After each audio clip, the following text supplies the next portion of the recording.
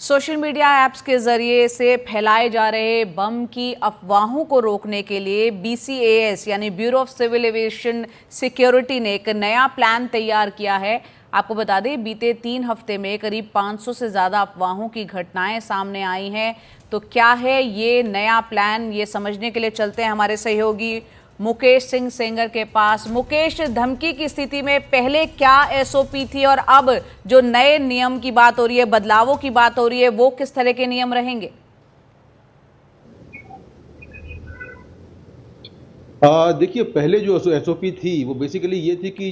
जैसे ही कॉल आती है, चाहे वो सोशल मीडिया ऐप के जरिए आए या फिर मेल पर आए या फ़ोन पर आए, तुरंत जिस प्लेन में बम की धमकी का मेल है या कॉल है, उसको तुरंत इमरजेंसी लैंडिंग करवानी है। लेकिन बीते 3 हफ्ते में अब तक करीब 500 जो फ्लाइट्स हैं, उनको सोशल मीडिया ऐप के जरिए लगातार धमकियाँ आ रही हैं और जब पूरा प्लेन चेक होता है, लगेज चेक होता है, तो कोई भी संदिग्ध सामान नहीं निकलता है। ऐसे में जो टाइम है यात्रियों का वो भी ख़राब होता है। एक फ्लाइट की जांच करने में करीब 5 घंटे लगते हैं और जो पूरी सिक्योरिटी ड्रिल है वो भी होती है, करोड़ों रुपए भी खर्च हो रहे हैं। तो इसको देखते हुए जो ब्यूरो ऑफ सिविल एविएशन है, उसने एक बॉम्ब थ्रेट कंटिंजेंसी प्लान तैयार किया है, इसको मॉडिफाई किया है और इस प्लान के तहत अब कोई भी सोशल मीडिया ऐप के जरिए कोई भी ऐसा मैसेज आता है जिसमें कहा जाता है कि इस प्लेन में बम रखा हुआ है, तो तुरंत उस प्लेन को लैंड नहीं कराना है। इस प्लान के तहत पहले ये वेरीफाई करना है कि जो धमकी देने वाला शख्स है, क्या उसकी पहचान हो गई है, क्या धमकी देने वाला किसी संगठन से जुड़ा हुआ है, क्या ये कोई आतंकवादी संगठन है, क्या संगठन की पहचान हो गई है, क्या धमकी देने वाले शख्स का या संगठन का जो उद्देश्य है, जो एम है, वो बताया गया है, क्या देश और दुनिया में कोई विशिष्ट सामाजिक और राजनीतिक स्थिति है जिसके कारण खतरा पैदा हुआ है। इसके अलावा क्या उस प्लेन में कोई VIP या VVIP ट्रैवल कर रहा है, चाहे वह सोशल मीडिया अकाउंट से धमकी आई हो, उसको वेरीफाई करना है। और इसके अलावा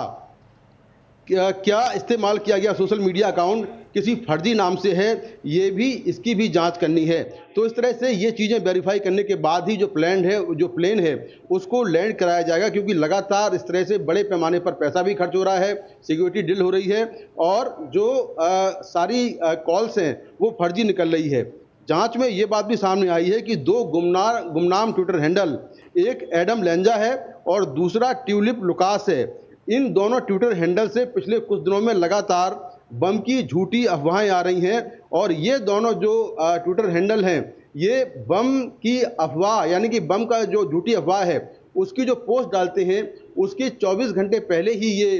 जनरेट होते हैं, इनको बनाया जाता है और फिर बम की धमकियां मिलती हैं। तो इस तरह से ब्यूरो ऑफ सिविल एविएशन ने अब जो नई SOP है बॉम्ब थ्रेट कंटिजेंसी प्लान को लेकर, वो नई जो एक उसको मॉडिफाई किया है और एक नया प्लान तैयार किया है, जिसके तहत अब फ्लाइट की लैंडिंग तभी होगी जब ये सारी चीज़ें वेरीफाई हो जाएंगी, क्योंकि लगातार जो इस तरह की धमकियां आ रही हैं उसके बाद ये धमकियां फर्जी निकलती हैं और लगातार लोगों को परेशानी हो रही है। जो यात्री हैं वो घंटों घंटों एयरपोर्ट पर फंसे रहते हैं, सुरक्षा जांच होती है और जो एयरलाइंस हैं उनका भी करोड़ों रुपए खर्च हो रहा है। तो अब इसको देखते हुए ब्यूरो ऑफ सिविल एविएशन ने एक इंटरनल नोट जारी किया है जिसकी जानकारी NDTV के पास है और उसके तहत अब कुछ चीज़ें वेरीफाई करने के बाद ही जो प्लेन है उसको लैंड कराया जाएगा। ये जो गाइडलाइंस हैं, ये जो SOP है, ये देश के सभी एयरपोर्ट्स में भेज दी गई है और ये SOP जो है वो लागू कर दी गई है।